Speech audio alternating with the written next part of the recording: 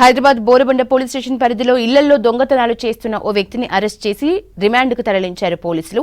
ఏపీకి చెందిన మణికంఠ అనే యువకుడు పంజగుట్ట పీవీఆర్ సినిమా బుకింగ్ కౌంటర్లో ఉద్యోగం చేస్తున్నట్లు పోలీసులు తెలిపారు.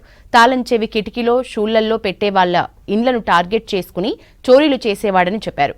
బోరబండ బీఎస్ పరిధిలో 2 నెలల్లో 4 ఇండ్లలో దొంగతనాలు చేశాడని చెప్పారు.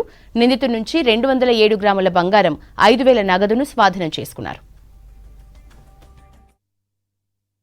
ఇతనికి ఈ ఆన్లైన్ గేమింగ్ అనేది ఆడటం అలవాటైతా ఉంది.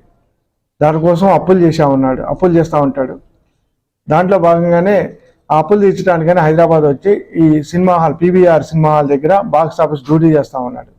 ఎవరైతే ఇల్లు తాళం వేసి వెళ్తాం అతను మధ్యాహ్నం టైంలో వస్తాడు. వచ్చేసి అటు ఇటు చూసుకొని వాళ్ళ బంధువులాగానే ఎవరు పక్కన వాళ్ళు చూస్తే ఏమనుకుంటారు, తాళం తీసుకొని లోపలికి వెళ్తున్నాడంటే ఎవరో తెలిసిన వాళ్ళే అనుకుంటారు కదా. ఆ మాదిరిగా ఆయన ఇంతవరకు 4 దొంగతనాలు చేసినాడు. అన్నీ కూడా బోరబండ ఏరియాలోనే. ఆ 4 దొంగతనాల్లో కూడా మొత్తం కలిసి దాదాపు 207 గ్రాములు అంటే 20 తులాలు దగ్గర బంగారు ఆభరణాలు, అట్లాగే ఒక 5,000 క్యాష్ దొంగతనం చేయడం జరిగింది. ఇక్కడ 1 మంత్ 2 మంత్స్ మధ్యలో జరిగిందండి.